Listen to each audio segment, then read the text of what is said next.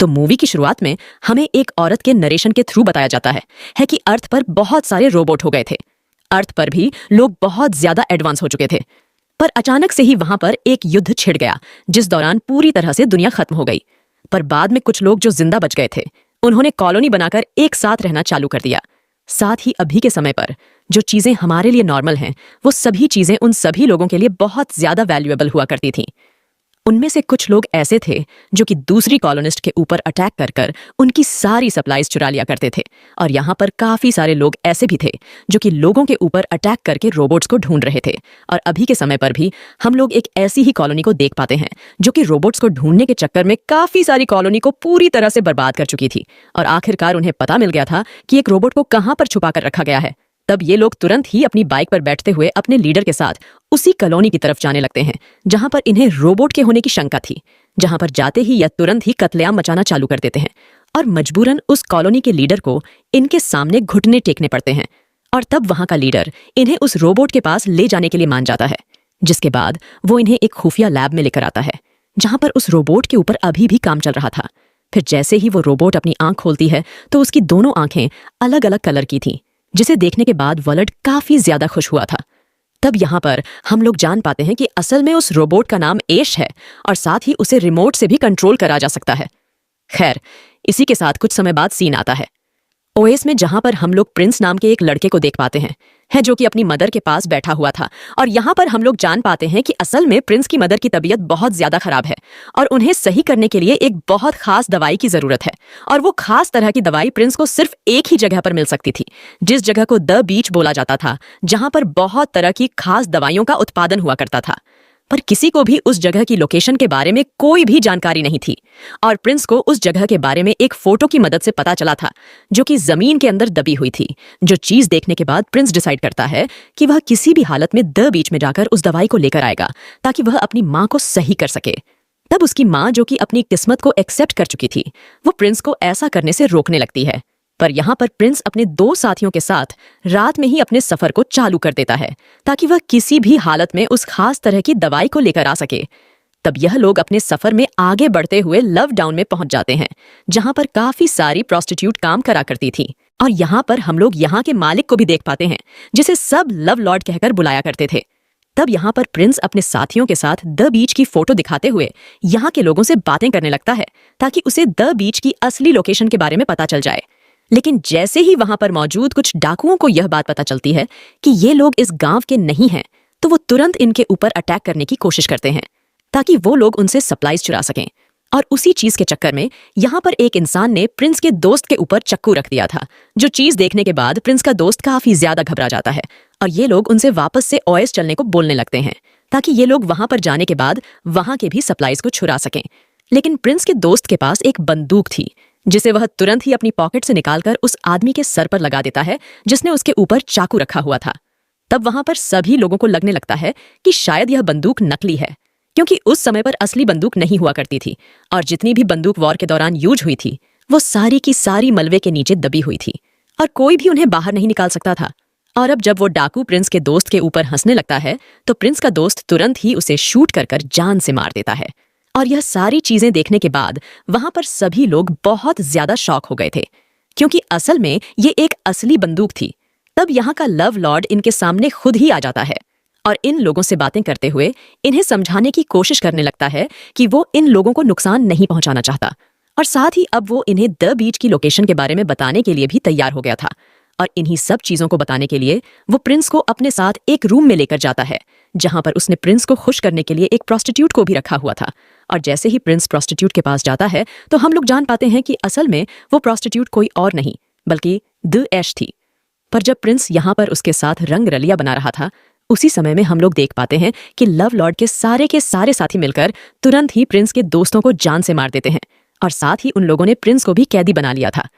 ये सारी की सारी चाल लव लॉर्ड की थी, क्योंकि वो जानना चाहता था कि प्रिंस कहाँ से आया है, क्योंकि हो सकता था कि उस जगह पर वैसे और भी हथियार दफन हो जिन्हें लेने के बाद वो यहाँ का मालिक बन सकता था। तब वो लोग प्रिंस को बहुत बुरी तरह से टॉर्चर करते हैं और वो यहाँ पर उसे जान से मारने ही वाले थे कि तभी प्रिंस मान जाता है कि वह उन सभी लोगों को ऑसस में लेकर जाएगा जो कि उसके गांव का ही नाम था।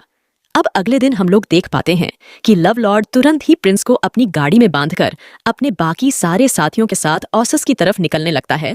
तो प्रिंस यहाँ पर बहुत ज्यादा परेशान था, जिसे देखने के बाद ऐश को अचानक से ही कुछ होता है और वो तुरंत ही उसकी गाड़ी के पास जाकर उसके ड्राइवर को जान से मार देती है। साथ ही वो चाहती थी कि अब वो प्रिंस की मदद करें ताकि वो अपनी माँ को सही कर पाए। पर यह सब देखने के बाद लव लॉर्ड को काफी ज्यादा गुस्सा आ गई थी, इसीलिए वह तुरंत ही ऐश के ऊपर अटैक कर देता है और ऐश की बैटरी अब धीरे धीरे खत्म हो रही थी। और फिर जैसे ही ये लोग लव लॉर्ड की गाड़ियों से थोड़ा सा दूर पहुंचते हैं तो ये तुरंत ही अपनी गाड़ी से उतरकर पैदल ही इधर उधर भागना चालू कर देते हैं। तब यहाँ पर ऐश को किसी भी एक शेल्टर की नीड थी ताकि वह अपने गांव को पूरी तरह से सही कर सके। और अब इसी तरह से शाम हो जाती है, पर इन लोगों ने अभी भी चलना बंद नहीं करा था क्योंकि इन्हें अपने आसपास कोई भी शेल्टर नजर नहीं आ रहा था। फिर जैसे ही रात होने वाली होती है तभी अचानक से ही प्रिंस को सामने एक चर्च दिखाई देता है जो कि एक बहुत पुराना और खंडरई बैठ जाती है और प्रिंस यहाँ पर प्रेयर करने लगता है कि वह अपनी माँ को जिंदा बचा सके। पर अचानक से ही ऐश की बैटरी पूरी तरह से खत्म हो जाती है और वो बेहोश हो गई थी, जिसको देखने के बाद प्रिंस भी काफी ज्यादा डर गया था। पर अगले दिन किसी तरह से एक स्ट्रेचर को बनाता है जिसके सहारे ही अब वो ऐश को लेकर द बीच की लोकेशन की तरफ निकल पड़ता है। और आज किस्मत से वो चलते हुए किसी तरह से द बीच पर पहुंच गया था। पर जैसे ही वहां पर जाने के बाद वो वहां का नजारा देखता है तो उसकी समझ में नहीं आता कि उसे कहां पर जाकर उस जड़ी बूटी को ढूंढना चाहिए। और अब वो इस बारे में सोच ही रहा था, तभी अचानक से ही यहाँ पर यहाँ के लोग पहुंच जाते हैं जो कि इन लोगों के ऊपर अटैक करते हुए इन दोनों को ही बंदी बना लेते हैं। तब वो लोग प्रिंस को पकड़कर ड्रग लॉर्ड के पास लेकर चले गए थे जो कि यहाँ पर मौजूद मेडिसिन की मदद से ड्रग बनाया करती थी ताकि वो उन्हें लोगों में बांटकर उनसे पैसा कमा सके। तब प्रिंस यहाँ पर ड्रग लॉर्ड को अपनी सिचुएशन के बारे में बताता है कि उसे अपनी माँ के लिए एक मेडिसिन चाहिए, जो चीज सुनने के बाद यहाँ पर ड्रग लॉर्ड उसको बोलती है कि वो उसको वो मेडिसिन दे देगी, पर उसके बदले में उसे एक चीज चाहिए। तब ड्रग लॉर्ड उसको बताती है कि असल में वो प्रिंस के ऊपर अपने नए ड्रग का टेस्ट करना चाहती है, जिसके बाद जब वो वापस से अपने होश में आएगा तब वो यहाँ से जा सकता है। अब इस चीज में खतरा तो था, पर यहाँ पर प्रिंस अपनी माँ की जान को बचाने के लिए इस चीज के लिए मान जाता है, जिसके बाद हम लोग देख पाते हैं कि ड्रग लॉर्ड उसको अपने साथ एक रूम में लेकर जाती है जहां पर उसने कुछ अजीब तरह के इंजेक्शन प्रिंस के लगा दिए थे। और अब जैसे ही वो ड्रग प्रिंस की बॉडी के अंदर जाता है तो प्रिंस को अजीब तरह के उलझने होने लगते हैं। वह पूरी तरह से पागल हो गया था। और उसके बाद हमें वापस से ऐश को दिखाया जाता है जिसे एक लैब के अंदर लेकर आया गया था। तब यहाँ पर ली नाम के एक मैकेनिक उसको सही करने की कोशिश करने लगती है, जिसके थोड़ी ही देर बाद वो उसमें सफल भी हो गई थी। वो ऐश की खूबसूरती को देखने के बाद उसके ऊपर फिदा भी हो जाती है। अब वैसे तो यश पूरी तरह से सही हो गई थी, पर जैसे ही उसकी बैटरी चार्ज होती है तो वो तुरंत ही खड़ी होकर ली को सही करने के लिए धन्यवाद देने लगती है। तब जाकर हम लोग जान पाते हैं कि असल में ऐश के अंदर ह्यूमन की तरह इमोशंस थे, जिसे देखने के बाद ली भी काफी ज्यादा खुश हुई थी क्योंकि वो ऐश को पसंद करने लग गई थी और वो चाहती थी कि वो ऐश के साथ ही रहे। लेकिन अभी के समय पर वो ऐश को इस बारे में कुछ भी नहीं बताती। वो तुरंत ही ड्रग लॉर्ड के पास उसको लेकर जाती है और ड्रग लॉर्ड जैसे ही ऐश की खूबसूरती को देखती है तो वो उसके ऊपर खुद भी फिदा हो जाती है। खासकर उसे यह बात और ज्यादा अट्रैक्ट कर रही होती है कि ऐश असल में एक रोबोट है और वो उसके किसी भी तरह के काम को पूरी तरह से कर सकती थी। और इसीलिए वो ऐश को वहीं पर उसके साथ रुकने का ऑफर भी देती है। पर यहाँ पर ऐश अभी कुछ भी नहीं बोलती और बस शांत खड़ी रहती है। अब शाम के समय में जैसे ही प्रिंस को थोड़ा सा होश आता है वो तुरंत ही यहाँ पर से ड्रग लॉर्ड के पास चला जाता है। तब हम लोग ड्रग लॉर्ड को देख पाते हैं जो कि असल में एक पाइट अरीना के पास खड़ी थी जहां पर और भी काफी सारे लोग मौजूद थे। और क्योंकि ड्रग लॉर्ड ने जो ड्रग प्रिंस के अंदर डाला था उसके असर को उसने पूरी तरह से नहीं देखा था, इसीलिए वो चाहती थी कि प्रिंस वहां पर एक पहलवान से लड़ाई करे और अगर वो उस लड़ाई को जीत जाता तो ड्रग लॉर्ड उसे मेडिसिन देकर वहां से भेज देती। अब क्योंकि प्रिंस के पास कोई और रास्ता नहीं था, इसीलिए वो लड़ाई करने के लिए भी मान जाता है और मैदान के अंदर आ जाता है। और यहाँ पर उसका सामना एक बहुत खतरनाक फाइटर से होने वाला था जो कि कुछ ही सेकंड में उसकी जान भी ले सकता था। साथ ही हम लोग ये भी देख पाते हैं कि अभी भी पूरी तरह से उस ड्रग का असर प्रिंस की बॉडी से नहीं उतरा था और इसी बात का फायदा उठाते हुए वो फाइटर यहाँ पर प्रिंस को बहुत बुरी तरह से मारता है। पर बाद में हम लोग देख पाते हैं कि ड्रग लॉर्ड उसे जितवा के लिए एक तलवार उसकी तरफ फेंक देती है और यहाँ पर प्रिंस तुरंत ही खड़ा होकर उस तलवार की मदद से उस फाइटर को मार देता है, जिससे वो इस राउंड को जीतने के बाद बहुत ज्यादा खुश हो गया था क्योंकि अब वो मेडिसिन को लेकर अपनी माँ के पास जा सकता था।